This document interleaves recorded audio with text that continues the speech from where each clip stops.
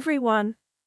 Welcome back to the channel where we bring the most iconic action stories to life. Today we are diving into a true movie story, Ant-Man and the Wasp. Ant-Man and the Wasp is a 2018 American superhero film based on Marvel Comics featuring the characters Scott Lang/Ant-Man and Hulk Pym/Wasp. Produced by Marvel Studios and distributed by Walt Disney Studios Motion Pictures, it is the sequel to Ant-Man, 2015, and the 20th film in the Marvel Cinematic Universe, MCU.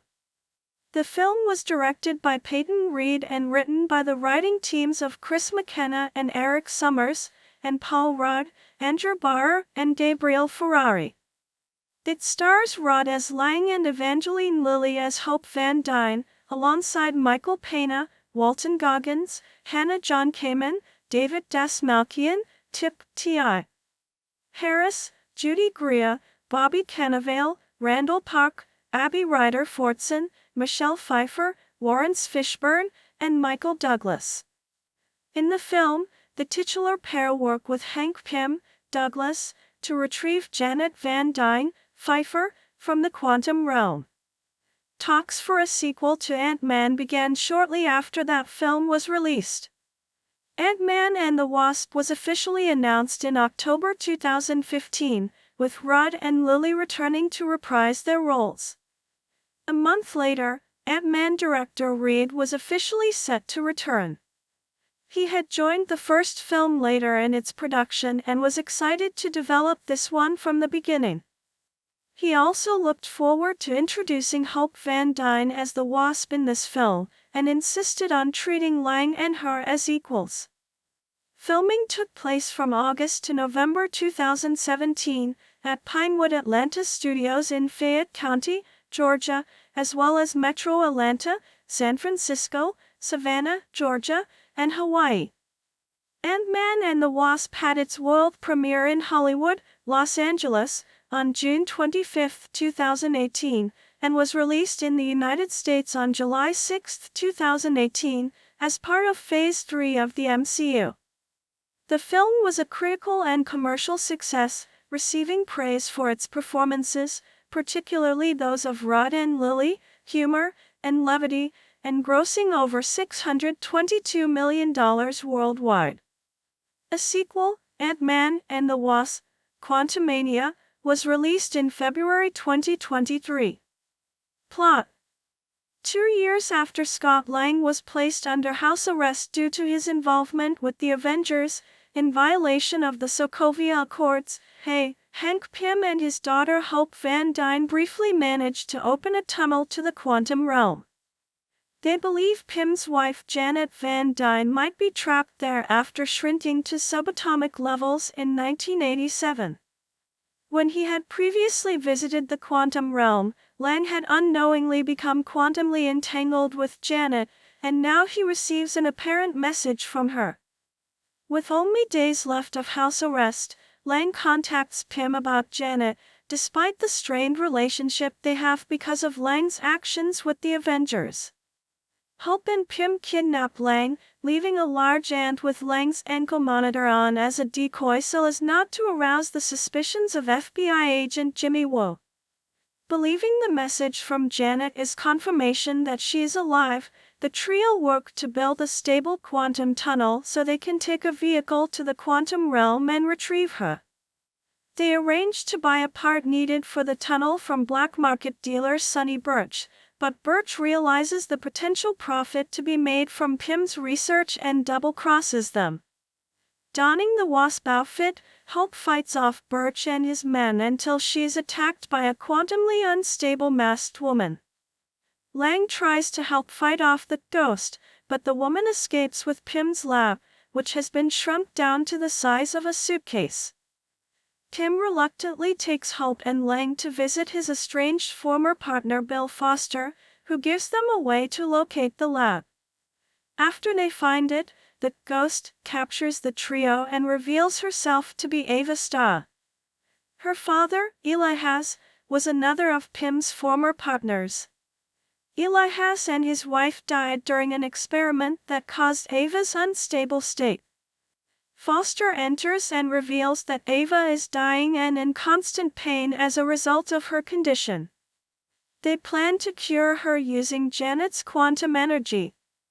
Believing that this will kill Janet, Kim refuses to help them and escapes with Hope, Lang, and the lab.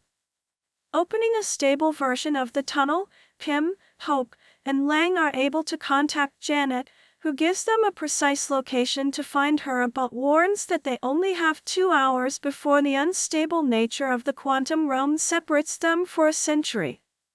Using a truth serum, Birch learns the trio's location from Lang's business partners Louise, Dave, and Kurt, and informs a contact at the FBI. Louise warns Lang, who rushes home before Wu can see that he is violating his house arrest.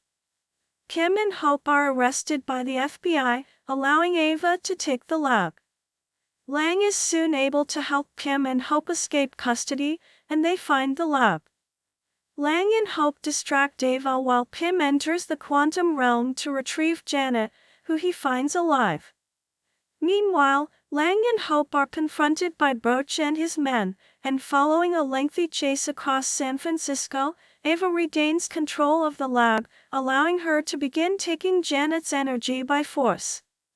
Louise, Dave, and Kerr incapacitate Birch and his men so that Lang and Hope can stop Ava.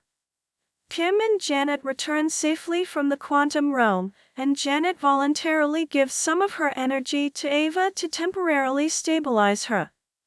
Lang returns home once again, in time for a now suspicious Wu to release him at the end of his house arrest. Ava and Foster go into hiding while Birch and his men are arrested and confess due to being injected with Birch's truth serum. In a mid-credits scene, Kim, Hope, and Janet send Lang into the quantum realm to harvest quantum energy in a plan to help Ava remain stable. Before they can retrieve Lang, the other 3 turn to dust. Cast: Paul Rudd as Scott Lang / Ant-Man. A former petty criminal who acquired a suit that allows him to shrink or grow in scale while also increasing in strength. 8. Following the events of the Marvel Cinematic Universe, MCU, film Captain America, Civil War, 2016, in which Lang escapes from the Raft prison, director Peyton Reed said that he's a fugitive in most of the first Ant-Man, 2015, movie. He's just a bigger fugitive now. 9. Rudd was interested in Lang being a regular person rather than innately heroic or super, and to be driven by his desire to be a responsible parent. 10. Evangeline Lilly as Hope Van Dyne / Wasp. The daughter of Hank Pym and Janet Van Dyne, who was handed down a similar suit and the Wasp mantle from her mother. 8. The writers were excited to be able to give the character a proper introduction as the Wasp, showing her power set, how she fights, and what are the injustices that matter to her. 11. Lilly felt the character receives incredible satisfaction from becoming the Wasp, something that she has been waiting for her whole life, which is essentially an affirmation from her father. 12. Her relationship with Lang is more complicated than in the first film, and includes anger towards his actions during Captain America, Civil War. 13. Lilly felt it was important that Hope be an extremely empathetic and compassionate person, and that she should always push for feminine qualities to be apparent when she is dealing with situations. In her fight sequences, Lilly wanted to move away from the more masculine Muay Thai and MMA style of fighting that she had learned for the first film, noting that Hope moves differently from a man, so her fights should have elegance, grace, and femininity, with a signature style young girls could enjoy and emulate. Lilly worked with the writers to help ensure that Hope was able to represent a modern woman without becoming the stereotype of a motherly figure. 14. Madeline McGraw portrays a young Hope Van Dyne. 15. Michael Pena as Louise. Lang's former cellmate and a member of his ex-con security crew. 16. 13. There was less opportunity for Pena to improvise compared to the first film, where he and Rod were still developing the character during filming. 17. The creative team wanted to feature another scene of Louise Griff in a long story, as he did in the first film, but did not want to repeat themselves. They were able to take a different approach by giving the character truth serum in a scene for this film. 18. Walton Goggins as Sonny Birch, a low-level criminal type who wants Pym's technology to sell on the black market. 19. Hannah John Kamen as Ava Star/Ghost. A woman with molecular instability who can phase through objects. Wink with a frown. 19. 20. She's only considered a villain because her attempts at survival clash with the hero's goals. 13. The character is traditionally portrayed as male in the comics, but the creative team believed that the character's gender was irrelevant and felt that casting a woman would be more interesting. 19. It also allowed them to continue the fathers and daughters theme that embraced other characters in the film. 18. Selected by Reed for the role after receiving an endorsement letter from Steven Spielberg, who praised her work with him in Ready Player One, 2018, 21. John Kamen enjoyed the blank slate situation, which allowed her to make the character her own. 22. Producer Stephen Broussard said that they wanted to cast a lesser-known actress to help maintain the mystery of the character, and John Kamen blew us away. 13. Raylan Bratton portrays a young Ava Star. 15. David Dasmalkian as Kurt, a member of Lang's ex-con security crew. Dasmalkian stated that the character's last name is Gorster. 24. Kip T.I. Harris as Dave, a member of Lang's ex-con security crew. Judy Greer as Maggie, Lang's ex-wife. Bobby Cannavale as Jim Paxton, a police officer, who is now Maggie's second husband and Cassie's stepfather. Randall Park as Jimmy Woo, an FBI agent and Lang's parole officer. Abby Ryder Fortson as Cassie, the daughter of Lang and Maggie. Michelle Pfeiffer as Janet Van Dyne, Pym's wife, Hope's mother, and the original Wasp, who is lost in the quantum realm. 28. Pfeiffer was Reed's dream casting for the role when he was working on the first film, and he ensured that he received her input on the character. He noted that the character has spent 30 years in the quantum realm, so there is a question regarding how that has affected her. 30. Producer Kevin Feige explained that the character ages over those 30 years, even though time works differently in the quantum realm, to avoid any sci-fi weirdness that could take away from the emotional reunions with Pym and Hope in the film. 31. Michelle Pfeiffer was de-aged to portray young Janet Van Dyne, with Haley Lovett acting as a reference double. 32. Lovett portrayed Janet in the first film, before Pfeiffer became involved with the franchise. Reed explained that Lovett had been cast for the first film because of her saucer-like Michelle Pfeiffer eyes. 30. Lawrence Fishburne as Bill Foster, an old friend of Pym, who was once his assistant on Project Goliath. 20. Fishburne approached Marvel about joining the MCU, pitching them a few ideas about whom he could portray, before Marvel offered him the role of Foster in this film. 33. Fishburne had already played Perry White for the DC Extended Universe, DCU, but he said that he had always fantasized about being in an MCU film, admitting that he considers himself a Marvel Comics guy. 34. Reed likened the rivalry between Foster and Kim to that of Steve Jobs and Bill Gates, and wanted an actor who could go toe-to-toe with Michael Douglas. 30. Lawrence Fishburne was de-aged to portray young Bill Foster, with Langston Fishburne, Lawrence's son, acting as a reference double. 32. Michael Douglas as Hank Pym, an entomologist, physicist, and former SHIELD agent, who became the original Ant-Man after discovering the subatomic particles that make the transformation possible. Pym has grown a lot closer to his daughter Hope since the first film, and according to Fij, he has that joy of fatherhood in watching her become a superhero in her own right. Reed was attracted to the morally dubious decisions Pym sometimes makes. Douglas was DH to portray young Hank Pym, with Dax Griffin acting as a reference double, having done so for the first film as well. Additionally, Stan Lee, co-creator of the titular Heroes, has a cameo in the film as a man whose car is shrunk by accident. Michael Cerveris appears as Dave's father Elias Starr, while Rhiannon Steele plays his wife and Ava's mother Catherine.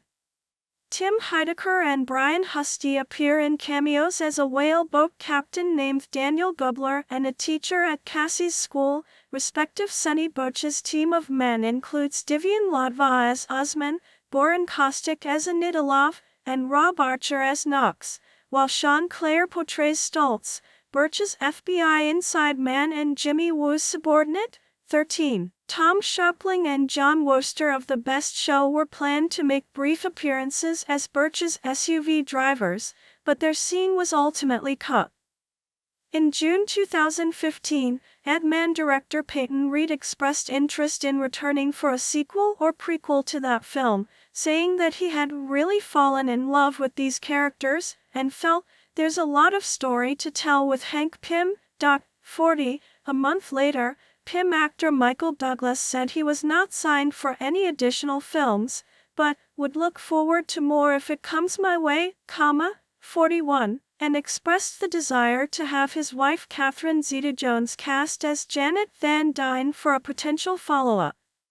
42. Evangeline Lilly, who played the daughter of Pym in Van Dyne, Hope Van Dyne, wanted to see Michelle Pfeiffer in the role. 43.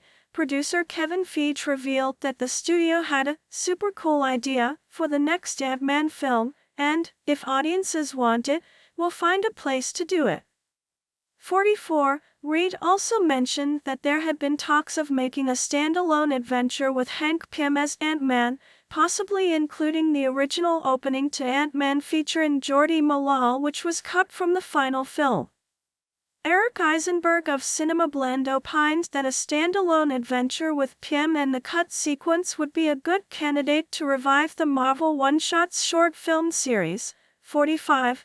By the end of July, David Dastmalchian expressed interest in returning for a sequel as Kurt. 46.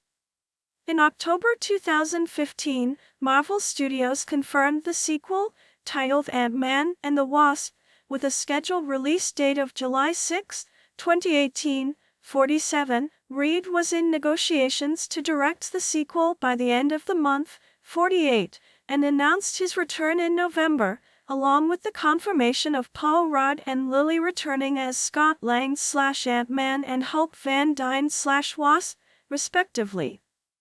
8. Despite being offered the chance to direct sequels in the past, Reed had never done so out of a lack of interest, but was excited to work on Ant-Man and the Wasp because there was a lot more story to tell with these characters that I have a genuine affection and kind of protective feeling about. 49. He was also able to build the sequel from the ground up, as he joined the first film late in the process following the departure of original writer and director Edgar Wright, and wanted to explore elements that he had set up in the first film. 50. He first began work on an outline for the sequel. 51. Which he thought could be weird, unique, and different, now that the character's origins had been established. 50. On being the first MCU film to have a female character in the title with the Wasp, Reed called it organic, and noted the Wasp's final line in Ant-Man, "It's about damn time," as very much about her specific character and arc in that movie, but it is absolutely about a larger thing. It's about damn time, we're going to have a fully realized, very, very complicated hero in the next movie who happens to be a woman. 50. Reed would push to ensure the Wasp received equal publicity and merchandise for the film, and wanted to explore the backstory of Janet Van Dyne as well. He had definite ideas of who should portray that character. 39. Reed said the alternate title Wasp and the Ant-Man was briefly considered, but was not chosen due to fan expectation given the comic's history of the phrase Ant-Man and the Wasp. 52. That month, Adam McKay, one of the writers of Ant-Man, expressed interest in returning to write the film. 53. And Douglas confirmed that he was in talks to return as well. 8. Director Peyton Reed was excited to develop the sequel from the ground up after joining the first Ant-Man late in the process. Reed stated in early December that the film may call back to the heist film genre and tone of Ant-Man, but that Ant-Man and the Wasp would have an entirely different genre template. He hoped to incorporate additional flashback sequences in the film, as well as explore Pym's various identities from the comics and his psychology. Reed also said he was excited about exploring and discovering the film version of the Ant-Man and Wasp relationship, that is, a romantic partnership and a heroic partnership in the comics, a different dynamic than we've seen in the rest of the MCU, an actual partnership. Additionally, Reed mentioned that pre-production would probably start in October 2016, with filming scheduled for early 2017. 54. Production writers for the first film, Gabriel Ferrari and Andrew Barra, signed on to write the script along with Rudd. 55. With writing starting, in earnest, in January 2016. 54. The next month, McKay stated that he would be involved with the film in some capacity. 56. By April, the four writers and Reed had been holed up in a room, brainstorming the story, with Reed promising that it would have stuff in it that you've never ever seen in a movie before. 57. Feige added that they wanted to stay true to what made Ant-Man so unique and different, and teased the potential of seeing the giant man version of Lang that had been introduced in Captain America: Civil War, 2016. 58. Despite being intimately involved in the writing and the development of the script, Reed did not take or receive a writing credit on the film. 49. In June 2016, Reed said that for inspiration from the comics he had been looking at early Avengers stuff and all the way up to the Nick Spencer stuff now, and was focusing on iconic images that could be replicated in the film over story beats from the comics. He added that there was definitely a chance for Michael Pena, Tip T.I. Harris, and Des Malkian to reprise their respective roles as Luis, Dave, and Kurt from the first film. 9. At San Diego Comic-Con 2016, Feige stated that Reed and Rudd were still working on the script. 59. And that filming was now expected to begin in June 2017. 59. 60. Rudd elaborated that they had turned in a treatment, but it's still preliminary. We'll see. We have an idea of what it might look like, but it could change a lot from where we're at now. 61. The next month, Pena was confirmed to be returning as Luis. 16. While filming was revealed to be taking place in Atlanta, Georgia. 62. In early October, an initial script had been completed for the film that was awaiting approval from Marvel. 63. Reed later revealed that early drafts of the script included a cameo appearance from Captain America, appearing during Louis' flashback sequences as he was recapping Lang's involvement in the airport battle in Civil War. However, the writers chose to remove the appearance in the final script since the events of Civil War were already referenced frequently in the film, and this instance didn't feel organic to the story. 64. Pre-production. At the start of November 2016, Reed said that the film's production would transition from the writing phase to official prep that month, beginning with visual development. Reed reiterated his excitement for introducing the Wasp and really designing her look, the way she moves, the power set, and figuring out, sort of, who Hope Van Dyne is as a hero. 65. Reed was inspired by the films After Hours, 1985, Midnight Run, 1988, and What's Up, Doc? 1972, for the look and feel of Ant-Man and the Wasp. 66. While the first film was more of a heist film, Reed described this as part action film, part romantic comedy, and was inspired by the works of Elmore Leonard, where there are villains, but we also have antagonists, and we have these roadblocks to our heroes getting to where they need to be. 35. He also stated his disappointment in the Giant Man introduction happening in Civil War, rather than an Ant-Man film. 65, but noted that the appearance provided character development opportunities between Line, Pym, and Van Dyne, since Pym is very clear in the first movie about how he feels about Stark and how he feels about the Avengers, and being very protective of this technology that he has. 35, and so Reed thought Pym would be pissed and Van Dyne would feel betrayed, which was Reed's for those characters' starting dynamics. 18. Reed added that he spends a lot of time talking with the other writers and directors of MCU films, and that he and the writers on this film wished to maintain our little Ant-Man corner of the universe, because it's a whole different vibe tonally. 65. Quantum physicist Spiridon Mikalakis from the Institute for Quantum Information and Matter at the California Institute of Technology returned to consult on the film, after doing the same on Ant-Man, and explained the science behind getting extremely small to the filmmakers. Mikalakis described the subatomic realm as a place of infinite possibility, an alternative universe where the laws of physics and forces of nature as we know them haven't crystallized, and suggested it should be represented in the film by beautiful colors changing constantly to reflect transience. 67. In February 2017, Douglas confirmed that he would reprise his role as Hank Pym in the film. 36. During the Hollywood premiere of Guardians of the Galaxy Volume 2 in April, Das Malkian confirmed his return as Kerr. 23. And a month later, Harris confirmed his return as Dave as well. 25. Through that May, Marvel was meeting with several actresses for a key role in the sequel, with Hannah John Kamen cast in the part at the beginning of June. 68.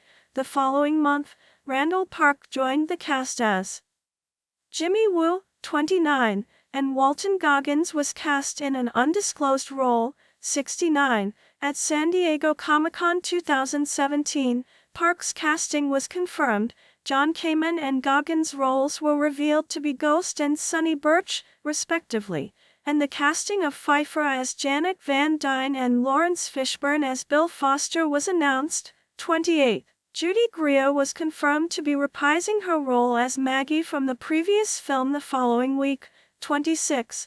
Louise Frogley served as costume designer on the film after doing so for Marvel's Spider-Man: Homecoming 2017, and worked with Evil Coveney to create the superhero suits for the film. Based on designs by Andy Park, the suits are updated for the film from the 1960s inspired designs used in the first Ant-Man to more modern designs. The Wasp suit included practical wings which were replaced with digital wings for when they are expanded and ready for flight. 13. The Russo brothers, directors of Avengers: Infinity War 2018 and Avengers: Endgame 2019, which were filming while Ant-Man and the Wasp was preparing to film, were in constant discussion with Reed in order to ensure story elements would line up between the films. Joe Russo added that Ant-Man and the Wasp would have some plot elements that stitch in closely with Avengers: Infinity War, more so than some of the other films leading up to the Avengers films. 70. Reed knew Ant-Man and the Wasp would be a fairly standalone movie, but could not ignore the events of Infinity War, with the biggest connection occurring in the film's mid-credit scene. Since the events of Ant-Man and the Wasp occur over 48 hours, The timeline in relation to Infinity War was left purposefully ambiguous, with Reed noting there had been discussions of placing little Easter eggs along the way to start to reveal to the audience where the movie takes place in the timeline, but T-Hap felt not very fun to us and kind of obvious. Reed also liked how the film ends with closure and on a positive note, and then to bang, give the audience a gut punch right after the main credits, 71, with the sequence showing Hank Pym, Janet Van Dyne, and Hope Van Dyne disintegrating due to the blip featured at the end of Avengers: Infinity War. The film also has a post-credit scene that shows the ant crew double for Lang while under house arrest performing a drum solo. Additional filming took place in San Francisco, the setting of the film, including for an action sequence on Lombard Street, pictured.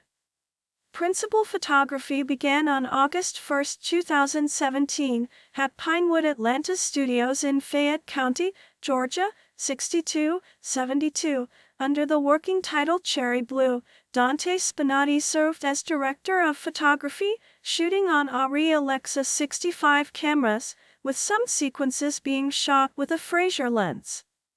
At the start of filming, Marvel revealed that Bobby Cannavale and Abby Ryder-Fortson would also reprise their roles from the first film, respectively as Paxton and Cassie, and that Chris McKenna and Eric Summers had contributed to the screenplay.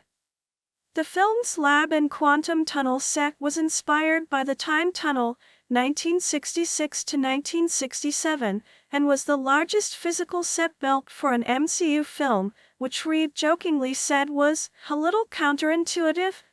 18. For the sequence where Janet Van Dyne communicates through Lang, inspiration was taken from All of Me, 1984, in which Lily Tomlin's character is trapped in the body of Steve Martin's character. There were discussions about having Pfeiffer perform the scene first to give Rudd an idea of how she would act, but the group ultimately decided to let Rudd invent the scene completely himself. For The Chamber in Ghost's Lair, the production team under production designer Shepard Frankel wanted to create an environment that was unique to the MCU, and designed the chamber with Fresnel lenses to give it concentric circle patterns that served a practical purpose for the film's story, as well as differentiating the aesthetics of it from other sets and creating mystery about the character. The chamber is surrounded by support shapes to create this feeling of desperation and yearning for family and stability. Douglas and Pfeiffer filmed flashback scenes of Pym and Van Dyne set in the 1980s for Ant-Man and the Wasp, but Reed decided to cut them because he felt it was unnecessary to include them in the final film, believing the plot should focus on the present rather than the past. Filming also took place in Metro Atlanta, with filming locations including the Atlanta International School, the Midtown and Buckhead districts of Atlanta, and the Samuel M. Inman Middle School in the city's Virginia Highland neighborhood, as well as Emory University and the Atlanta Motor Speedway in Hampton, Georgia.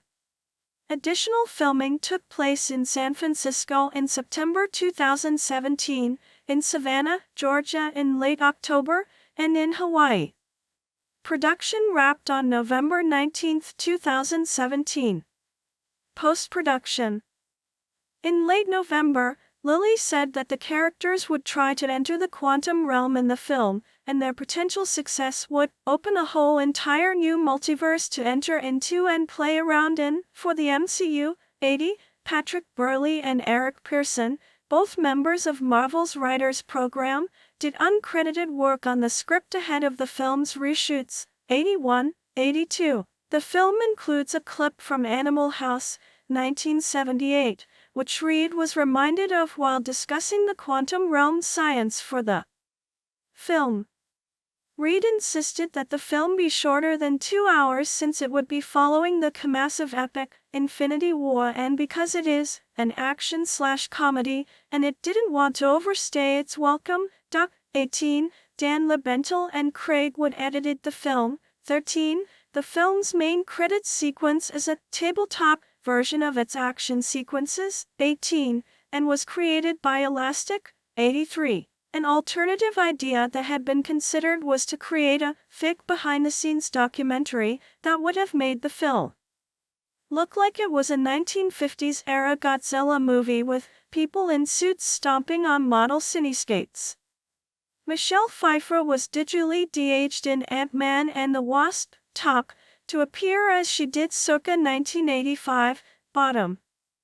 Visual effects for the film were created by DNEG, Scanline VFX, Method Studios, Luma Pictures, Lola VFX, Industrial Light and Magic, 32, Cinesight, Rise FX, Rodeo FX, Crafty 8s, Perception NYC, Digital Domain, and the third floor, 84, DNEG worked on over 500 shots, including the effects for Ghost, which were shared with the other vendors. The third act chase sequence, and the final ghost fight as Hank and Janet are returning from the quantum realm. For the macro photography sequences in the film, DNEG took a different approach from their work in Ant-Man due to issues including trying to get a camera to seem small enough to capture the small actions. Though some of the film was shot with a Fraser lens that provides extra depth of field, DNEG would still need to reproject the road higher and raise the floor level to simulate a tiny-sized camera.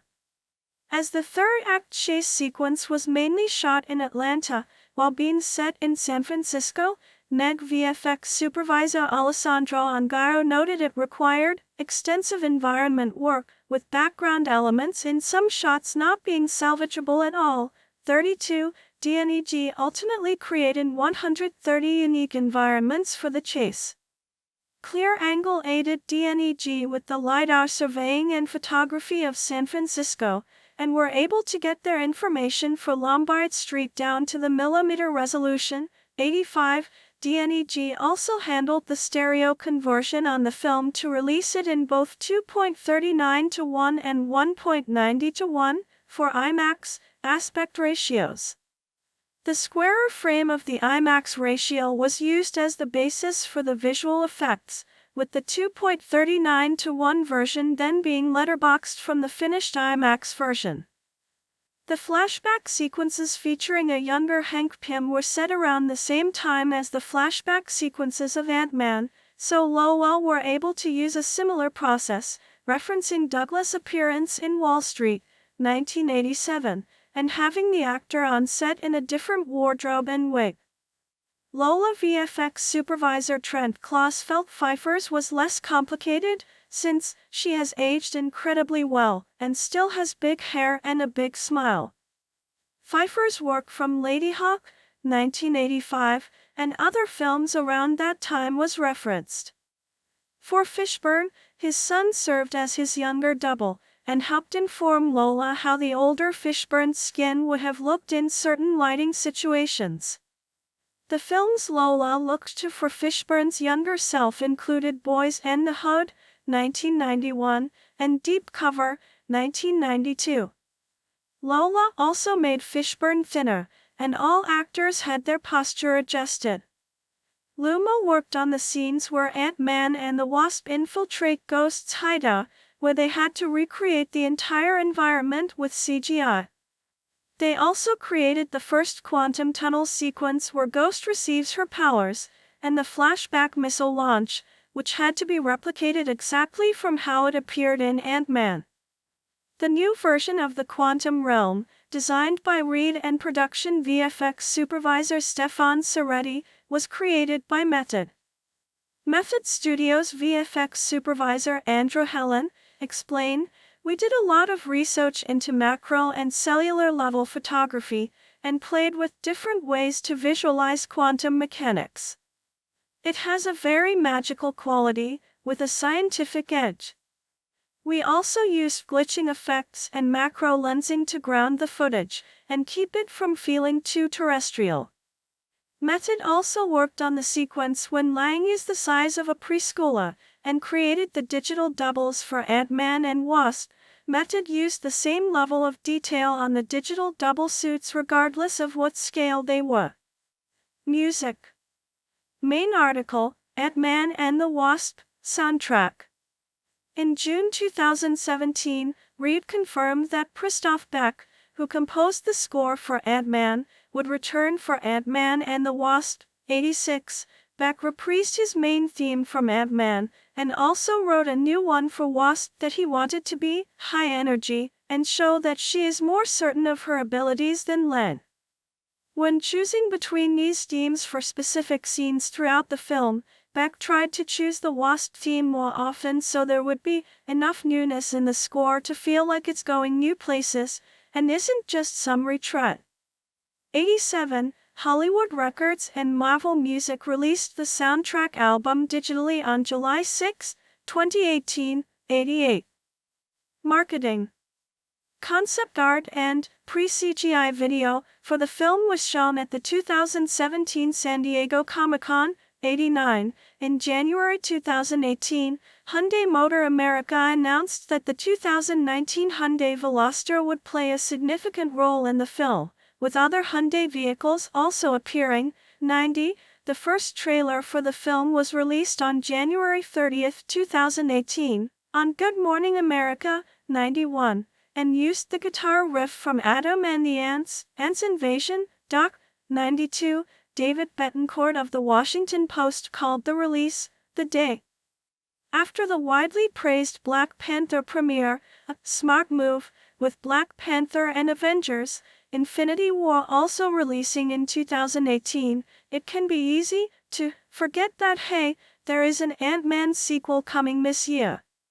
So Marvel Studios giving us a quick reminder with this trailer release is logical. Doc. 93. Tracy Brown, writing for the Los Angeles Times, praised how the trailer prominently featured Lilly's Van Dyne showing she was always meant to be a superhero. Doc. 94. A second trailer was released on May 1, 2018, following a teaser video featuring the Infinity War cast asking, "Where were Ant-Man and the Wasp in that film?" 95. 2. Graham McMillan of The Hollywood Reporter felt the trailer made the film feel very much like an intentional antidote for, or at least alternative to, the grimness of Infinity War's downbeat ending, calling it a smart move, since it could be considered a palate cleanser and proof that Marvel has more to offer before audiences dive back into the core narrative with next year's Captain Marvel. 95. In June 2018, Fuge presented several scenes from the film at Cine Europe. 96. And Man and the Wasp: Nano Battle, an attraction inspired by the film, opened at Hong Kong Disneyland on March 31, 2019. It features Rudd and Lilly reprising their roles in clips that were made during the film's reshoots. 97. Promotional partners for the film included Dell, Synchrony Financial, and Sprint. Disney spent around $154 million worldwide promoting the film. 2. Release. Theatrical. Ant-Man and the Wasp had its world premiere at the El Capitan Theater in Hollywood, Los Angeles, on June 25, 2018. 98. And was released in the United States on July 6, 2018. 47, where it opened in 4,206 theaters, of which 3,000 were in 3D, 403 were in IMAX, over 660 were in premium large format, and over 220 were in D-Box and 4DX. 2. The film is part of Phase 3 of the MCU. 99. The film was scheduled to be released in the United Kingdom on June 29, 2018, but was rescheduled in November 2017 to August 3, 2018. 100, in order to avoid competition with the 2018 FIFA World Cup. Charles Gant of The Guardian and Screen International noted, "The worry for film distributors is that audiences will be caught up in the tournament. So it's easier to play safe and not date your film at this time, especially during the group stage, when all the qualifying nations are competing." Tom Butler of Yahoo Movies UK added that, unlike the first film, which was one of the lowest-grossing MCU films in the UK, anticipation levels for the film are at an all-time high following the events of Infinity War, and UK audiences will probably have found out what happens in the film well before it opens in UK cinemas, and this could have a negative impact on its box office potential. 101. Butler and Hufulagen of Radio Times both opined the delay could also be in part because of Disney also delaying the United Kingdom release of Incredibles 2 to July 13, 2018, a month after its United States release, and not wanting to compete with itself with the two films. 101. 102. This in turn led fans in the country to start a Change.org petition to have Disney move the release date up several weeks, similarly to how Avengers: Infinity War's United States release was moved up a week the previous May. 103. Home media. Ant-Man and the Wasp was released on digital download by Walt Disney Studios Home Entertainment on October 2, 2018, and on Ultra HD Blu-ray, and DVD on October 16. The digital and Blu-ray releases include behind-the-scenes featurettes, an introduction from Reed, deleted scenes, and gag reels. The digital release also features a look at the role concept art plays in bringing the various MCU films to life in a full commercial for online close-up Magic University. 104. The IMAX enhanced version of the film was made available on Disney Plus beginning on November 12, 2021. 105. Reception. Box office. Ant-Man and the Wasp grossed $216.6 million in the United States and Canada, and $406 million in other territories, for a worldwide total of $622.70 million. 5. Following its opening, Deadline Hollywood estimated the film would turn a net profit of around $100 million. 2. It became the 11th highest grossing film of 2018. 106.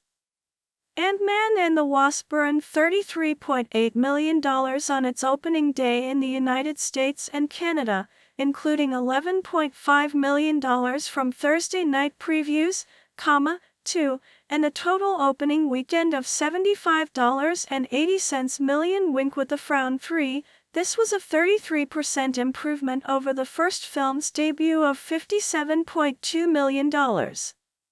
Its opening included $6 million from IMAX screens. 2. In its second weekend, the film earned $28.8 million, coming in second behind Hotel Transylvania 3, Summer Vacation, and in its third weekend grossed $16.1 million, coming in fourth. 107. 108. The film placed sixth in its fourth weekend. 109. Seventh in its fifth weekend. 110, and 10th in its sixth weekend. 111. Outside the United States and Canada, the film earned $85 million from 41 markets, where it opened number 1 in all except New Zealand. Its South Korea opening was $20.9 million, which included previews. The $15.5 million opening from the market without previews was the second best opening of 2018 behind Avengers: Infinity War. 112. In its second weekend, playing in 44 markets, it remained number 1 in Australia, Hong Kong, South Korea, and Singapore. 113. The film opened in France in its third weekend, running $4.10 million. 114, and opened in Germany in its fourth, where it was number 1 and earned $2.8 million, including previews. 115. The next weekend saw Ant-Man and the Wasp open at number 1, when including previews, in the United Kingdom, where it earned $6.50 million. 116, and 2 weeks later, Italy opened number 1 with $2.7 million, including previews. 117. In its eighth weekend, the film's $68 million opening in China was the fourth best MCU opening in China and the third highest Hollywood film opening of 2018. $7.2 million was from IMAX, which was the best August IMAX opening in China. 118. The film opened in Japan the next weekend, earning $3.7 million, which was the top Western film for the weekend. 119. As of September 9, 2018, the film's largest markets were China, $117.5 million, 120, South Korea, $42.4 million, and the United Kingdom, $21.5 million. 119. Critical response. Paul Rudd, Evangeline Lilly. Paul Rudd, left, and Evangeline Lilly received praise from critics for their performances and chemistry in the film. 121. The review aggregator Rotten Tomatoes reported an approval rating of 87%, with an average score of 7 out of 10, based on 446 reviews. The website's critical consensus reads, "A lighter, brighter superhero movie powered by the effortless charisma of Paul Rudd and Evangeline Lilly, Ant-Man and the Wasp offers a much-needed MCU palate cleanser." 122. On Metacritic, the film has a weighted average score of 70 out of 100, based on 56 critics, indicating generally favorable reviews. 123. Audiences polled by CinemaScore gave the film an average grade of A- on an A+ to F scale, down from the OK earned by the first film. 2. Peter Travers, writing for Rolling Stone, gave the film 3 out of 4 stars and praised Rudd and Lilly, saying, "The secret of Ant-Man and the Wasp is that it works best when it doesn't try so hard, when it lets charm trump excess and proves that less can be more even in the Marvel Universe." 121. Richard Roeper of the Chicago Sun-Times praised the lightweight tone as a treat and a breath following the dramatically heavy conclusion of Avengers: Infinity War. He also praised the cast, especially Rudd and Fortson, as well as the visual effects and inventive use of shrinking and growing in the action scenes. 124. Manohla Dargis at the New York Times felt the film's fast, bright and breezy tone was a vast improvement over the first film, praising Reed's direction. She also praised Rudd, felt Lilly found her groove in the film, and wrote that the supporting cast all had scene steal sequences. 125. Simon Abrams of RogerEbert.com said the film was good enough, a messy but satisfying sequel that he felt managed to juggle its many subplots while giving Rudd's Lang some decent character development. 126. Variety's Owen Gleiberman called the film faster, funnier, and more cunningly confident than the original, and felt Reed was able to give the film enough personality to overcome its 2-hour runtime and effects-heavy climax. He did caution that this was not quite the same thing as Humanity, but it's enough to qualify as the miniature version. 127. At the Washington Post, and Hornaday called the film instantly forgettable and criticized its plot, which she felt included some filler subplots, but found the film to be no less enjoyable because of this. She particularly praised Rudd along with the action and effects. 128. Writing for the Boston Globe, Ty Burr called the film the perfect summer air conditioning movie, finding it fun, funny, superficial, and an improvement over the first. He also wrote that the film had too many subplots and not enough of Pfeiffer, but was pleased with the lack of connection that the overall story had to the rest of the MCU, and with the focus on pop trash comedy. 129. Stephanie Zacharek, writing for Time, said it was hard to actively dislike the film, which she thought had reasonably fun action and standout moments between Rudd and Fortson, but she was not as impressed with the larger, effects-heavy action sequences and felt the focus on Lilly as a better hero than Rudd was just checking off boxes in the name of gender equality. Jack, portrayed by Salma Hayek, is the wise and spiritual leader of the Eternals, who possesses healing abilities and functions as the bridge between the Eternals and the celestial Erishem. Based on this dynamic, Ajax is aware that the emergence will occur, and she decides to try to stop it in the present day based on her growing love for humanity. However, fellow Eternal Akari sees this as betrayal and leads her to be killed by the Deviants, with Cersei becoming the new bridge to Erishem. Hayek was originally hesitant when she was offered the role, assuming she would only have a role as a supporting character of grandmother.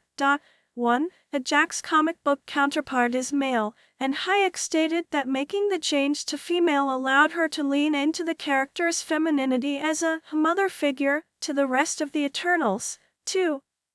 Amit. See also, Amit, Marvel Comics. Amit, motion captured by Sophia Danu, voiced by Saba Mobara, is an imprisoned Egyptian goddess that resembles a humanoid version of her classical depiction whom Arthur Harrow plans to release. Amit is known as the Devourer of the Dead and plans to cast her preemptive judgment on all of humanity. She is successfully released by Harrow and grants him as her avatar. They begin her plan, but are stopped by the combined efforts of Mark Spector, Stephen Grant, Layla Al-Fawli, and Khonshu. Amit is then trapped inside Harrow's body to permanently kill them both. Mark refuses and is released from his servitude, but Khonshu has Jake Lockley carry out the assassination. She is based on the Egyptian deity of the same name. In the comics, the character is a Tibetan man, while the film version is an androgynous Celtic. 4. Swinton's casting was widely criticized as whitewashing. 5. Director Scott Derrickson and co-writer C. Robert Cargill wanted to avoid adapting the character as portrayed in the comics, as they felt it was perpetuating Asian Fu Manchu stereotypes from the time period, while also aggravating the Tibetan sovereignty debate. Derrickson initially wanted to change the character to an Asian woman, but he felt that this would either invoke the dragon lady stereotype or Asian fetishism, depending on the age of the actress. He also wanted to avoid the stereotype of a Western character coming to Asia to learn about being Asian, so he ultimately decided to cast a non-Asian actor in the role. 6. Swinton was cast because Derrickson felt that she could play the domineering, secretive, ethereal, enigmatic, and mystical side of the character. 7. Swinton also chose to portray the character as androgynous, though using female pronouns. Derrickson said he was pleased with the diversity of the film's cast, in terms of both gender and ethnicity, but acknowledged that Asians have been whitewashed and stereotyped in American cinema for over a century and people should be mad or nothing will change. What I did was the lesser of two evils, but it is still an evil. 6. Looking back at the casting in May 2021, Feige said the studio thought they were being so smart and so cutting edge when they avoided the wise old Asian man stereotype, but the criticism of the casting was a wake-up call that made them realize they could have cast an Asian actor in the role without falling into stereotypes. 8. As of 2025, the character has appeared in 2 projects, the films Doctor Strange, 2016, and Avengers, Endgame, 2019. Alternate universe variants of the Ancient One appeared in 2 projects, the film Avengers, Endgame, and the Disney Plus animated series What If? 2021 to 2024. 9. 2. Annika. See also, Annika, Comics. Annika, portrayed by Michaela Seal, is a Wakandan warrior and member of the Dora Milaje. Annika later takes upon the mantle of the Midnight Angels, along with Okoye. Annika is additionally romantically involved with Ao. Aisha, portrayed by Elizabeth Debicki, is the High Priestess of the Golden-Skinned Sovereign Race, one of the races created by the High Evolutionary. She hires the Guardians of the Galaxy to protect Anulax's batteries from an Abolus, but sends her Omnicraft fleet to execute them soon after as a result of Rocket stealing several of the batteries with the intention to later sell them. When the fleet is destroyed during the battle on Ego, Aisha decides to create Adam to hunt down the Guardians. 16. In 2026, she is forced to awaken Adam prematurely while forced by the High Evolutionary to assist him in tracking down Rocket. She is killed when Counter-Earth is destroyed. Nakia Bahadur, portrayed by Yasmin Fletcher, is Kamala Khan's close friend, and is a student at Coles Academic High School. Torn between her American lifestyle and her Muslim beliefs, she decided to run to become a board member of the Islamic Masjid of Jersey City and convey progressive ideas, which she succeeded, defending the mosque against the disrespectful incursions of the United States Department of Damage Control. Initially ignoring that Khan was the newly appeared superhero in Jersey City, Bahadur was wary of her actions, considering that it drew too much unwanted attention onto the local Muslim community. Despite being upset upon discovering the truth, she and Khan were able to reconcile, and Bahadur helped Khan fight against damage control to protect Cameron. Clint Barton's family play an important role in his life. Laura Barton, portrayed by Linda Cardellini, also known as Agent 19, is a former SHIELD agent and Clint's wife. Together, the couple had 3 children: Cooper, portrayed by Ben Sakamoto, Lila, portrayed by Ava Russo, and Nathaniel Barton, portrayed by Cade Woodward. To protect themselves, Laura and her children live in secrecy, unbeknownst to the Avengers. However, the Avengers visit the Barton farm in 2015, and Laura mentions that she is pregnant with their 3rd child. Clint decides to retire from the Avengers to be with his family, and Laura later gives birth to Nathaniel. In 2018, she and all 3 Barton children become victims of the blip, but are brought back to life in 2023. In 2024, she stays home while Clint takes the children on a trip to New York City, and later receives her old SHIELD watch when Clint returns home. Ruth Bat Seraph, portrayed by Shira Haas, is an Israeli former Black Widow assassin who was trained in the Red Room. 24. After the fall of the Red Room, she becomes a high-ranking U.S. government official, acting as the security advisor to United States President Thaddeus Ross. She attends an international summit and fights Isaiah Bradley and others who attempt to assassinate Ross during the meeting.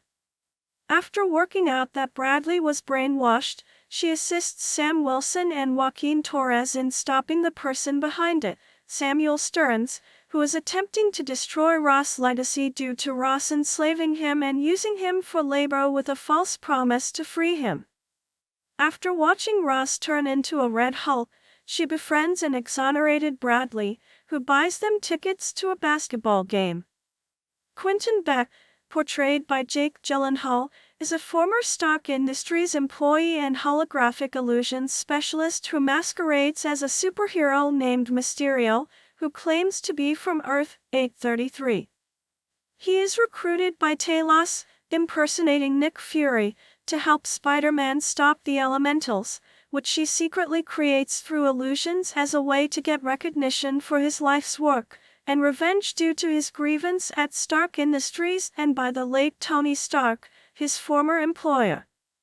He is seemingly killed, though the writers and John Watts left his death sequence ambiguous intentionally in case Sony or themselves came up with further stories involving Mysterio. He teams up with William Ginter Riva, downloading the drone's data and doctoring the footage to frame Spider-Man for the attack, in addition to Beck revealing Parker's identity to the world, and even those who had been on his side. Beck's victory over Spider-Man is later undone when Stephen Strange casts a spell to make the world forget Parker ever existed. Derek, portrayed by Brian Darcy James, and Eleanor Bishop, portrayed by Vera Farmiga, are the wealthy parents of Kate Bishop.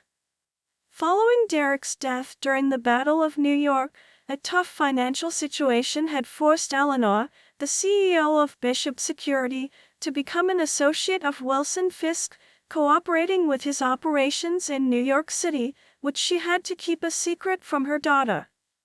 When Kate started investigating the tracksuit mafia together with Clint Barton, Eleanor hired Yelena Belova and put a bounty on Barton's head. Eventually, Eleanor realized that her daughter might be endangered, so she made a decision to quit working for Fisk. Eleanor's decision had made her the target of the tracksuit mafia and Fisk himself, but she was saved by Kate. Afterwards, Eleanor was arrested for the crimes that she had committed. Emil Blonsky, portrayed by Tim Roth, also known as the Abomination, is a British Royal Marine who is transformed into an atrocious humanoid creature with enhanced physiology and a deformed appearance as a result of being injected with an experimental version of the super soldier serum, in conjunction with subsequent exposure to intense gamma radiation, much like Bruce Banner himself years prior. 29:30. SHIELD was initially in charge of keeping Blonsky detained in a cryo cell in Alaska. Phil Coulson once threatened to send Grant Ward to work there. Following SHIELD's collapse, Damage Control took over detaining him and placed Blonsky in a supermax prison in California. Post-blip, Blonsky had gained control of himself on multiple levels, mellowing out and regaining his human form. After 14 years imprisoned, he was looking for parole. He asked for Jennifer Walters to be his lawyer and befriended her. He later moved to Camartage. As of 2025, the character has appeared in 3 projects: the films The Incredible Hulk, 2008, and Shang-Chi and the Legend of the Ten Rings, 2021, and the Disney Plus series She-Hulk, Attorney at Law, 2022. An alternate universe variant of Blonsky appeared in one project, the Disney Plus animated series Marvel Zombies, 2025. Odin Borson, portrayed by Anthony Hopkins, also known as Odin Allfather, is the ruler of Asgard, son of Bor, biological father of Hela and Thor, adoptive father of Loki, and husband of Frigga. He is based on Odin in Norse mythology. In 2013, he is removed from power by Loki and is placed under a spell to make him forget his past life before being put into a retirement home in New York City. He manages to break free of Loki's spell before heading to Norway instead of returning to Asgard, wishing to not be disturbed. When he is found by his sons, Odin warns them that his time has come and that Hela will be freed after his death. He bids them both farewell and soon disappears. He later briefly reappears in a vision, allowing Thor to realize that releasing Surtur and prompting Ragnarok is the key to stopping Hela. As of 2025, the character has appeared in 3 projects: the film Store, 2011, 40, Thor, The Dark World, 41, and Thor, Ragnarok, 2017, 42. Alternate universe variants of Odin, voiced by Jeff Bergman, appeared in one project, the Disney Plus animated series What If. Isaiah Bradley, portrayed by Carl Lumbly, is an elderly super soldier who served in the Korean War, during which time he was sent behind enemy lines to fight the brainwashed Bucky Barnes, whose metal arm he damaged. After rescuing other black super soldiers who were being held prisoner, he was imprisoned by the U.S. government and Hydra for 30 years, experimented on, and his existence kept a secret. A nurse helped him escape by forging his death, and he went into hiding. By 2024, he lives in Baltimore with his grandson Eli Bradley. He refuses to help Sam Wilson and Barnes when they seek him out, revealing his hatred for the government and contempt for the idea of a black man becoming Captain America. Later, after Sam officially takes the title, he uses his new influence to set up a memorial and statue for Bradley in the Smithsonian Institution as part of the existing Captain America exhibit. When Bradley accompanies Wilson on a visit to the White House, he seemingly attempts to shoot President Thaddeus Ross, but it is soon revealed that Bradley and others were brainwashed by Samuel Stearns as part of a conspiracy to discredit Ross. Once Stearns' role in the plot is exposed, Bradley is freed. As of 2025, the character has appeared in 2 projects, the Disney Plus series The Falcon and the Winter Soldier, and the film Captain America: Brave New World. Ellen Brandt, portrayed by Stephanie Shasta, is a war veteran who lost her arm in battle before AIM founder Aldrich Killian injects her with the Extremis virus, which grants enhanced regenerative capabilities. She and Eric Savan attack Tony Stark in Tennessee, but Stark is able to cause an explosion that sends Brandt flying into a set of power lines, fatally electrocuting her. Elizabeth Betty Brandt, portrayed by Angourie Rice, is a student at Midtown School of Science and Technology. She is Liz Allen's best friend, and host of the school's news report alongside Jason Iannello, who is implied to have an unrequited crush on her. In 2018, she is a victim of the blip, but is restored to life in 2023. In 2024, she enters a brief relationship with Ned Leeds in Europe, maintaining a friendship after breaking up. Afterwards, she learned Spider-Man's true identity and became an unpaid intern for the Daily Bugle. Jackson Bryce, portrayed by Logan Marshall Green, is a member of Adrian Toombs' criminal enterprise who wields a modified version of Brock Rumlow's vibroblast-emitting gauntlet and calls himself the Shocker. After a weapons deal with Aaron Davis attracts Spider-Man's attention, Toombs fires him for his recklessness, to which Bryce threatens to expose their operation. In response, Toombs fires one of Phineas Mason's weapons at Bryce to intimidate him, but inadvertently disintegrates him instead. Following this, Toombs gives his vibro gauntlet and the mantle of Shocker to fellow associate Hammond Schultz. At some point prior to 2024, a variant of Blade named Eric Brooks, portrayed by Wesley Snipes, was sent by the Time Variance Authority, TVA, to the Void, where he met and joined forces with Elektra Natchios, Remy LeBeau, Johnny Storm, and Laura against Cassandra Nova. One day, Laura brings Wade Wilson and Logan to their base. Wilson explains that he believes he can force Nova to send him and Logan back to their home universes. Blade and the others agree to join forces with Wilson and Logan to avenge their respective universes. The team sets out for Nova's base, engaging in a fight with Nova's forces. As Alioth approaches the base, Blade watches Wilson and Logan jump through a portal back to Wilson's home universe, Earth 10005, as he and rest of the team are about to be consumed by Alioth. After saving his universe, Wilson asks Hunter B-15 of the TVA to save the others in the Void, leaving Blade's fate unknown. In an alternate timeline where a virus turned most of the world's population into zombies, Blade, voiced by Todd Williams, 45, adopted the mantle of Moon Knight after Mark Spector was killed, becoming known as Blade Knight, 46-47.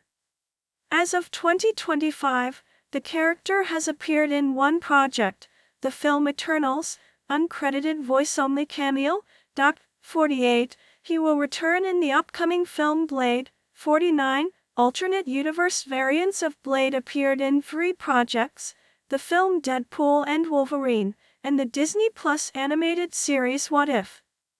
Non-speaking cameo, and Marvel Zombies, 50-45, Snipes reprises his role from New Line Cinema's Blade film trilogy, 1998 to 2004. Dopinder, portrayed by Karan Soni, is a man of Indian descent from Earth 10005 who makes a living as a taxi cab driver.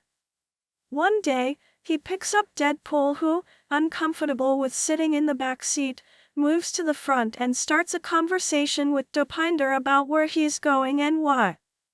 The two end up forming an unusual friendship as Dopinder seems to bluntly accept Deadpool's violent lifestyle. Dopinder was initially engaged to a woman named Dita who, unfortunately for Dopinder, is in love with his cousin Bondo, who Dopinder describes as being as dishonorable as he is attractive. At Deadpool's somewhat indirect suggestion, Dopinder kidnaps Bondo and ties him up in the trunk of his taxicab. An amused Deadpool supports Dopinder's action while feigning condemnation, as he was riding with Colossus and Negasonic Teenage Warhead at the time, covertly advising Dopinder to kill his competition. Later, distracted by a cell phone call from Deadpool, Dopinder stops his tab suddenly and is rear-ended by another vehicle, crushing the trunk and causing Bondo to scream in pain. In the film's sequel, Dopinder continues driving Deadpool to his various contracts and missions while hoping to become a contract killer himself, confirming that he managed to successfully yet indirectly kill Bondo, as he's envious of Deadpool's lifestyle. He begins working as a janitor at Sister Margaret's School for Wayward Children, but Deadpool and Weasel refuse to have him join in any missions. Dopinder continues showing up to aid Deadpool, but chickens out upon seeing Juggernaut. Dopinder soon returns to use his taxi to kill the mutant-hating Essex Center headmaster, getting his first thrill from actually killing somebody on purpose. As of 2025, the character has appeared in one project, the film Deadpool and Wolverine. Sony reprises his role from the 20th Century Fox films Deadpool and Deadpool 2. Dormammu, voiced by Benedict Cumberbatch and an unidentified British actor, is a primordial interdimensional entity and ruler of the dark dimension. He wields apocalyptic levels of supernatural power. Dormammu seeks to absorb all other universes into his dark dimension and turn the victims into mindless ones. The Zealots misinterpret this eternal existence as a benevolent longevity, and Dormammu gives them some of his power.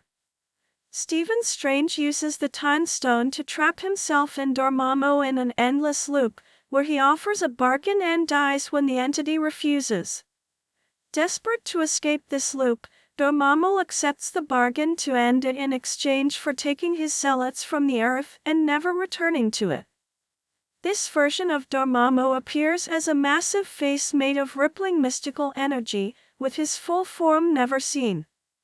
As of 2025, the character has appeared in one project, the film Doctor Strange. Alternate universe variants of Dormammu appeared in one project, the Disney Plus animated series What If? Antonia Dreykov, portrayed by Olga Kurylenko, also known as Taskmaster, is an agent of the Red Room, brainwashed by her father, Dreykov. She studies her opponent's fighting style to mimic them and learn how to use it against them, 93-94, and uses techniques from other superheroes, 95. By 2027, Taskmaster is working for Valentina Allegra de Fontaine as a contract killer, and is sent to kill John Walker. A fight between herself, Walker, Yelena Belova and Ava Starr ensues, with Taskmaster being fatally shot in the head by Starr and her body later incinerated by the Room. Emperor Darrow, portrayed by Derry Lewis, is the leader of a Skrull colony located on Tarnax. In 2026, he has peace talks with the Kree, but they are interrupted by Captain Marvel, which causes Dar-Ben to attack the planet. He and his colony are then taken to Earth. Druig, portrayed by Barry Keoghan, is an aloof Eternal who can use cosmic energy to control the minds of others. He becomes withdrawn from the other Eternals, frustrated because he disagrees with their interactions with humankind. The only exception is Matt Carey, with whom he develops a trusting, intimate relationship. Druig retreats to the Amazon rainforest and leads a cult, perceiving that he has removed the burden of choice from these humans. However, he reunites with his fellow Eternals when they are attacked by deviants after coming to his residence. Dennis Dunphy. See also, Demolition Man, character. Dennis Dunphy, portrayed by William Mock McCullough, 99, is a United States Navy SEALs commander and friend of Sam Wilson. He is killed by Samuel Stearns. As of 2025, the character has appeared in one project, the film Captain America, Brave New World. Jack Duquesne/Swordsman. See also, Swordsman, character. Jack Duquesne, 100, portrayed by Tony Dalton, is a wealthy socialite who is a highly skilled fencer. Along with his uncle Armand III, he attends a black market auction of items stolen from the Avengers compound in 2024 and steals Roman's retractable sword.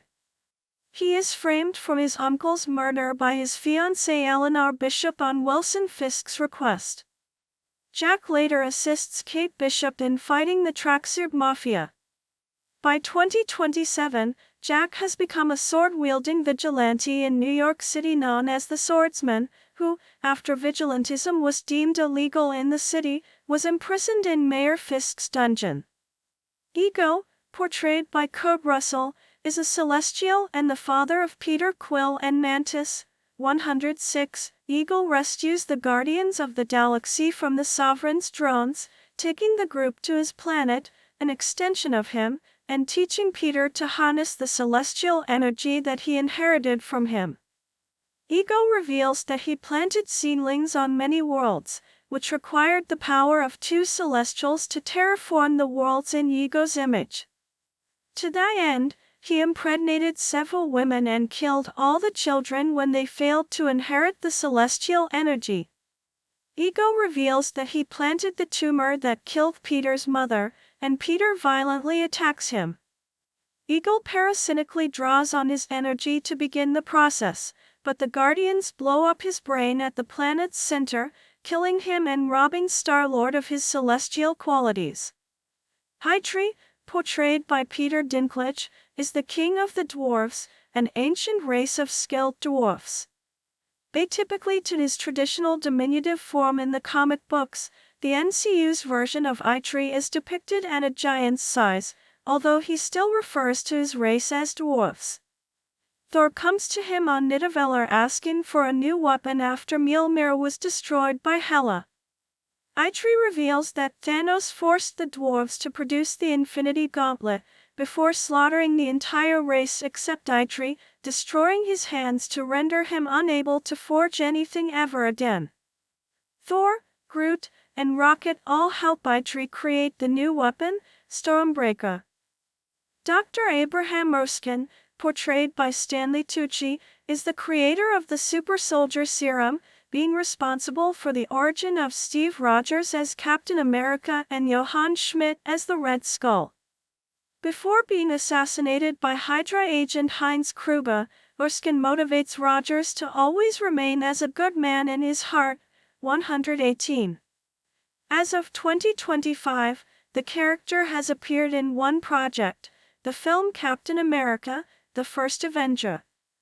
Alternate universe variants of Erskine appeared in one project, the Disney Plus animated series What If? 9.2. Christine Everhart. See also, Christine Everhart. Christine Everhart, portrayed by Leslie Bibb, is a news reporter for Vanity Fair and later a news broadcaster for WHH World News. As of 2025, the character has appeared in 3 projects, the films Iron Man and Iron Man 2, and the web series WHH Newsfront. 119. Alternate universe variants of Everhart appeared in one project, the Disney Plus animated series What If? Dr. William Bill Foster, portrayed by Lawrence Fishburne, is a physicist and the former Giant Man. 126, 127, 128. He was Hank Pym's assistant on Project Goliath, and is Ava Starr's surrogate father after Elia's death. In 2018, Foster teaches quantum physics at UC Berkeley when he encounters his former employer, Scott Lang, and Hope Van Dyne. When Ava restrains Pym, Lang and Hope, Foster states that he has been working to cure Ava by obtaining quantum energy from the quantum realm. As Pym knows that Foster's plan will affect Janet Van Dyne's rescue, Hope, Lang and Pym manage their escape. When Hank goes into the quantum realm, Pym talks Foster down and states that he will find a way to help cure Ava as Pym's ends escort Foster out. After Janet is rescued from the realm and gives some of her energy to stabilize Ava, Foster takes Ava away as Pym still vows to find a way to help Ava to keep herself stable for good. As of 2025, the character has appeared in 5 projects: the films Avengers, Age of Ultron, Captain America, Civil War, Spider-Man, Homecoming, Avengers, Infinity War, and Avengers: Endgame. She will return in the upcoming Disney Plus series Vision Quest. An alternate universe variant of Friday appeared in one project, the Disney Plus animated. Frigga, portrayed by Renee Russo as an elderly woman and Shanique Grayling as a young woman, is Thor's biological mother and Loki's adopted mother, 131, who was killed by Algrim in 2013. In 2023, Thor time travels to 2013, where Frigga comforts his depression during his mission to retrieve the Reality Stone. She also knows that her time is near, and prevents Thor from telling her how she dies by encouraging him to change his future. Galactus, portrayed by Ralph Ineson, is a gigantic cosmic being who consumes the life force of planets who hails from the Earth, Date 28 timeline. Galactus was once a mortal man, before becoming the planet-devouring creature he is in the present day. This timeline's Earth is targeted by Galactus, who sends his herald Silver Surfer to one of the planet's last days. Earth's heroes the Fantastic Four attempt to negotiate with Galactus. Galactus requests Reed Richards's and Sue Storm's unborn son Franklin, which the Four refuse to give up, prompting Galactus to continue with his invasion. The Four come up with a plan to send Galactus through a black hole using the now-born Franklin as bait.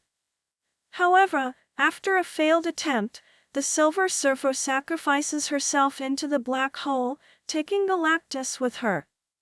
MacDonald Mac Gargan, portrayed by Michael Mando, is a professional criminal and one of Adrian Toomsa's potential buyers.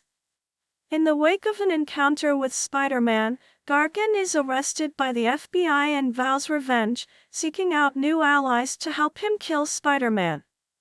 He approaches Tooms in prison on the basis of certain rumors, wanting to know Spider-Man's identity to settle personal scores. Tooms denies that he knows it, however. In an alternate universe, Gargan, voiced by Jonathan Medina, is the leader of the Scorpions gang who, after acquiring from the renegade scientist Otto Octavius a suit of armor equipped with a mechanized scorpion-like tail, becomes the supervillain Scorpion. As a child, she believed Nick Fury would be able to find her people a new home.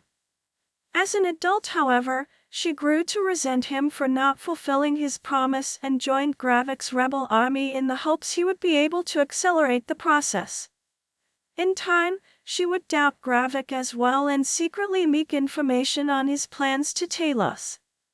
Anticipating Gravik would discover her subterfuge and attempt to kill her, she uses his DNA machine to turn herself into a Super Skrull and use her newly acquired abilities to fake her death. She would later empower herself with the Harvest, a collection of DNA samples from the superpowered individuals who fought in the Battle of Earth, to fight and eventually kill Gravik before freeing the rebels' human prisoners and working with Sonya Falsworth to rescue more humans and protect the Skrulls. As of 2025, the character has appeared in 2 projects, the film Captain Marvel, 2019, and the Disney Plus series Secret Invasion. Corvus Glaive, voiced and portrayed via motion capture in live action by Michael James Shaw, is one of Thanos' adopted sons. In 2018, he, along with Proxima Midnight, Ebony Maw, and Cull Obsidian, joined his father in his quest for the 6 Infinity Stones, initially attacking the statesman carrying Thor and the refugee Asgardians to retrieve the Space Stone. Glaive and Midnight are sent to retrieve the Mind Stone and ambush Vision and Wanda Maximoff in Scotland. Glaive wounds Vision, but is defeated by Steve Rogers, Natasha Romanoff, and Sam Wilson. Later, Glaive goes to Wakanda where he infiltrates the medical center and attacks Shuri, stopping her from working on getting the stone out of Vision, which leads Vision to come to her defense and tackle Glaive out of center. In the forest below, Rogers intervenes in the fight, but Glaive incapacitates the former before Vision kills the latter. An alternate variant of Glaive travels through the quantum realm with Thanos' army to fight Earth 616 Avengers in their universe, only to be killed by Okoye. As of 2025, the character has appeared in one project, the film Avengers: Infinity War. Alternate universe variants of Glaive appeared in 2 projects, the film Avengers: Endgame, and the Disney Plus animated series What If? Voiced by Fred Tatasciore. 139. See also, Gorr the God Butcher. Gorr, portrayed by Christian Bale, is the scarred final prophet of his civilization's god, Rapu, following the deaths of his people and daughter Love, and dismissal by Rapu. Gorr is corrupted by the strange and terrifying Necrosword and transformed into the newest God Butcher, a galactic killer who seeks the extinction of the gods. After making his way to eternity to wish the extinction of the gods, Gorr is freed from the Necrosword's influence by Thor and Jane Foster, and he instead wishes for his daughter Love's resurrection, which gives her omnipotent powers due to being resurrected by eternity, sharing one final moment with her before dying. As of 2025, the character has appeared in 3 projects, the films Guardians of the Galaxy Volume 2, End Credits Sequence, and 4, Ragnarok, and the short film Team Daryl, 2018. Alternate universe variants of the Grandmaster appeared in one project, the Disney Plus animated series What If? Voiced by Goldblum in the 1st and 2nd seasons, and Matt Friend in the 3rd season. 97. Gravik. Gravik, portrayed by Kingsley Benadir as an adult, Lucas Prasad as a child, is the leader of a group of rebel Skrulls who broke away from Talos' faction, believing the best way to help their kind is to infiltrate Earth for the resources they need.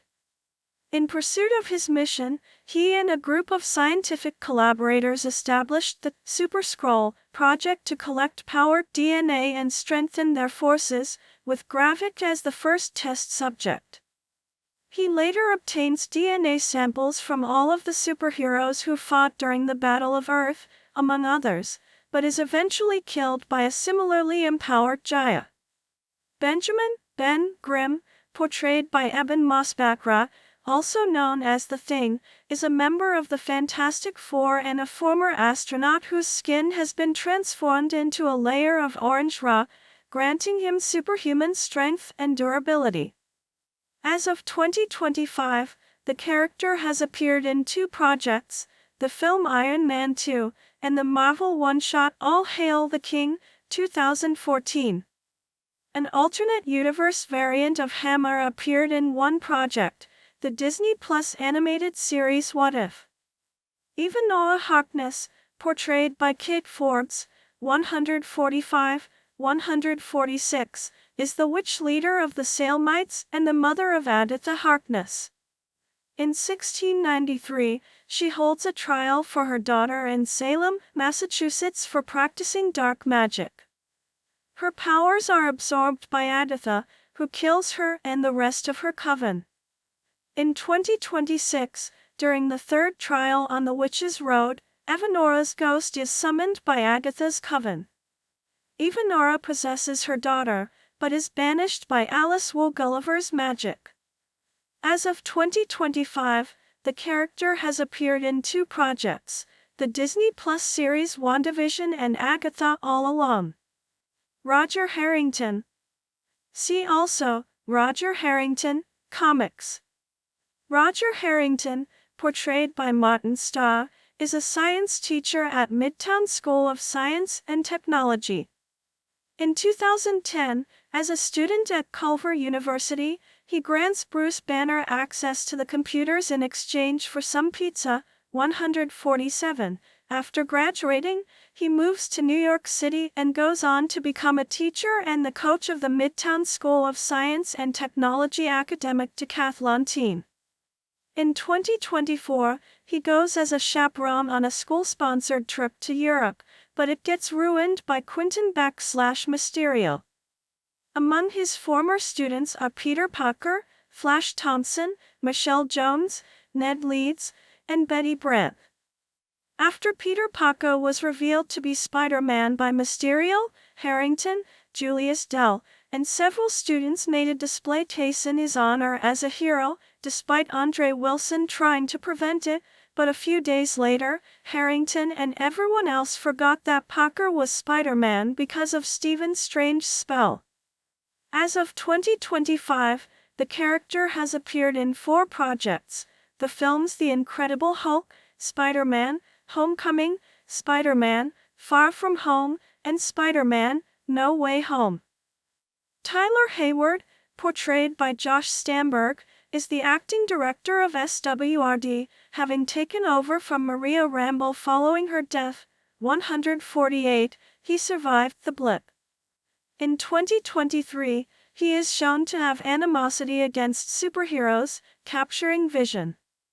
After colleague Monica Rambeau disappears in Westview, New Jersey, Hayward and other agents set up base there to investigate.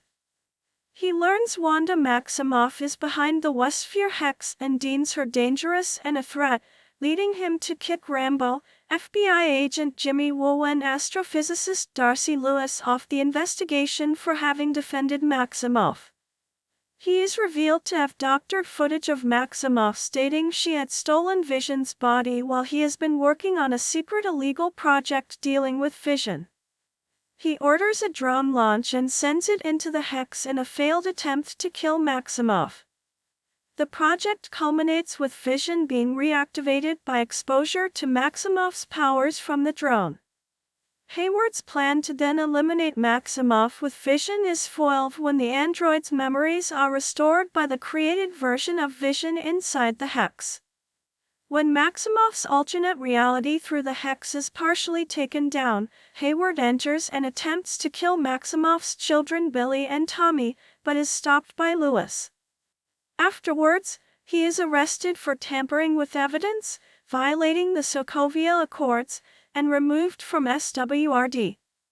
Heimdall, portrayed by Idris Elba, is the sole protector of the Bifrost in Asgard and Thor's best friend, inspired by the mythical Heimdall in Norse mythology, 149. He maintains the bridge and can see across all worlds in the universe. In 2017, after Hela takes control of Asgard and the Bifrost, he secretly steals the sword needed to control the Bifrost and hides Asgardians from Hela. He takes part in the battle against Hela, after which he escapes with the Asgardian refugees before Asgard's destruction. However, the ship is intercepted by Thanos, who kills Heimdall after the latter transports Hulk to Earth. He is later seen in 2027 welcoming the deceased Jane Foster to the dates of Valhalla. Hela, portrayed by Cate Blanchett, also known as the Goddess of Death, is the eldest child of Odin, Thor's father and king of Asgard. She is inspired from the mythical Hel from Norse mythology. Like Thor, her powers are drawn from Asgard and are strongest while she's there. As Odin's executioner, she helped conquer realms that allowed Asgard to grow and prosper. However, being the goddess of death, her growing destructive ambition led Odin to cast her out of the realm, which consequently weakened her powers and allowed Asgard to enjoy tons of peace within the 9 realms. Hela's banishment is rescinded upon the death of Odin, at which time she returns to claim her rightful place as queen. Her return is significant as the beginning of Ragnarok, the prophesied destruction of Asgard. She lays waste to Asgard, slays the warriors 3, and resurrects the fallen Asgardian berserkers who fought with her eons ago, including her giant wolf, Fenris. 4. Valkyrie, Hulk, Loki, and the Sicarian prisoners arrive at Asgard to fight her, but Thor realizes that she can only be defeated with the resurrection of the fire demon Surtur, which will cause Ragnarok. He sends Loki to awaken Surtur, who destroys Asgard and kills Hela while the Asgardians escape in a ship. Maria Hill, portrayed by Kobe Smulders, is a former commander and deputy director of S.H.I.E.L.D., appointed by Nick Fury as his right hand. She oversaw the Avengers Initiative, helped fake Fury's death, and worked to expose HYDRA. After SHIELD's fall, she joined Stark Industries but stayed connected with Phil Coulson, dating his missions. She rejoined Fury to fight Ultron and assisted in the Battle of Sokovia. Following the Avengers Civil War, she left Stark Industries and joined Fury's new team. She was killed during Thanos' snap but resurrected 5 years later. Resuming her spy career, she helped prevent a Skrull attack but was ultimately killed by Gravik in disguise. As of 2025, the character has appeared in 7 projects: the films The Avengers, 2012, Captain America, The Winter Soldier, Avengers, Age of Ultron, Avengers, Infinity War, post-credits cameo, and Avengers, Endgame, the Marvel television series Agents of S.H.I.E.L.D., and the Disney Plus series Secret Invasion. She is also impersonated by the Skrull Soren in the film Spider-Man, Far From Home, 155, an alternate universe variant of Hill appeared in one project, the Disney Plus animated series What If? 9. Happy Hogan. See also, Happy Hogan, character, and Freak, Marvel Comics. Harold Happy Hogan, portrayed by Jon Favreau, is Tony Stark's bodyguard and close friend, and head of security for Stark Industries. Hogan is later assigned by Stark as head of asset management for the Avengers. He also serves as a mentor to Peter Parker after Stark's death and is romantically attracted to Parker's aunt, May. In an alternate universe, Hogan had to deal with an assault from Justin Hammer on Avengers Tower during Christmas. He accidentally took a sample of Hulk's blood, turning him into Freak. Unlike the comic book version of Freak, Hogan can maintain his mind in this form. A version of Hogan in an alternate universe set in 1602 named Sir Harold Happy Hogan is loyal to the royal family and is not friends with Tony Stark, who he considers a madman.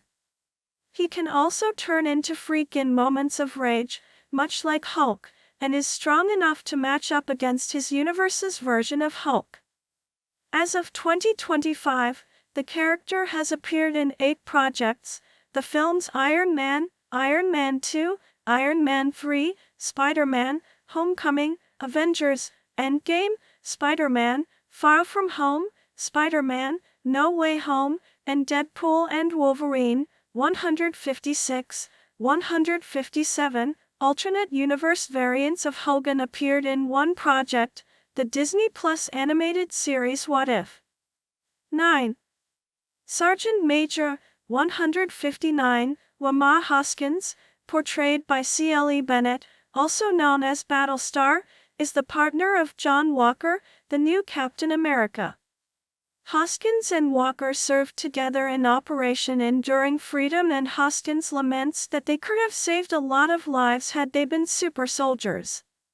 During a fight with the Flag Smashers, Polly Morgenthau punches him into a concrete pillar, accidentally killing him. As of 2025, the character has appeared in one project, the Disney Plus series The Falcon and the Winter Soldier. Howard the Duck. See also, Howard the Duck. Howard the Duck, voiced by Seth Green, is an anthropomorphic duck who used to be one of the collector's specimens. As of 2025, the character has appeared in 4 projects: the films Guardians of the Galaxy, Guardians of the Galaxy Volume 2, Avengers, Endgame, Cameo, and Guardians of the Galaxy Volume 3. Alternate universe variants of Howard appeared in 1 project, the Disney Plus animated series What If? 9. Curtis Hoyle. See also, Curtis Hoyle. Curtis Hoyle, portrayed by Jason A. Moore, 160, is a close friend of Frank Castle and former U.S. Navy SARC, who became the leader of a therapy group after losing the lower part of his left leg in combat. As of 2025, the character has appeared in 1 project, the Marvel television series The Punisher, 2017 to 2019. He will return in the untitled Punisher television special, 2026, for Disney+. Hunter B. 15/Verity Willis. See also, Verity Willis. Hunter B. 15, portrayed by Wunmi Mosaku, is a former agent and new leader of the Time Variance Authority and a brainwashed variant who later remembers her family and befriends Loki. In science/fiction, it is revealed that she is a variant of Verity Willis, a pediatrician from New York City in 2012. As of 2025, the character has appeared in 3 projects, the Disney Plus series Loki, the film Deadpool and Wolverine, and the comic book series TVA. Hunter X05/Brad Wolf. See also, Zaniac, Comics.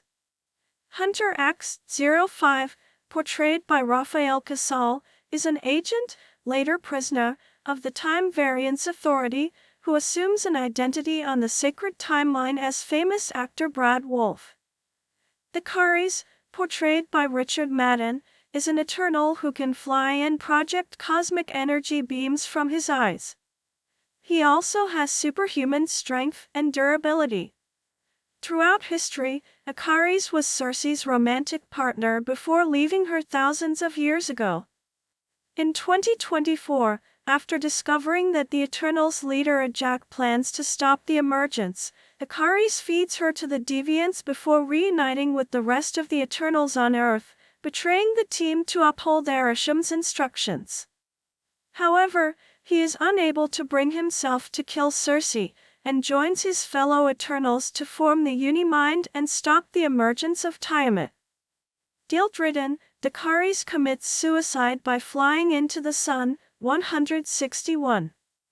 Madden described the relationship between Akaris and Cersei as having a deep level of romance, too, and they are 2 opposing sides of how they connect with the world, referencing Cersei's growing love for humanity compared to Akaris' indifference.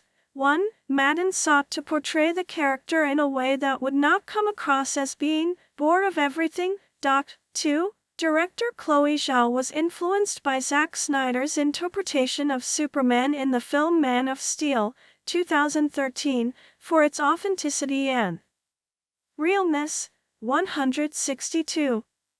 As of 2025, the character has appeared in 1 project, the film Eternals. 2. An alternate universe variant of Akaris appeared in 1. Jason Iannello, portrayed by Jorge Lindeborg Jr., 163, is a student at Midtown School of Science and Technology who hosts the school's news report alongside Betty Brant, whom he is implied to have an unrequited crush on. In 2018, he is a victim of the blip, but is restored to life in 2023. Luke Jacobson, portrayed by Griffin Matthews, 167, is a fashion designer specializing in superhero suits. Some of his clients include Jennifer Walters, Matt Murdock, and Eugene Patilio. As of 2025, the character has appeared in 1 project, the Disney Plus series She-Hulk, Attorney and Law.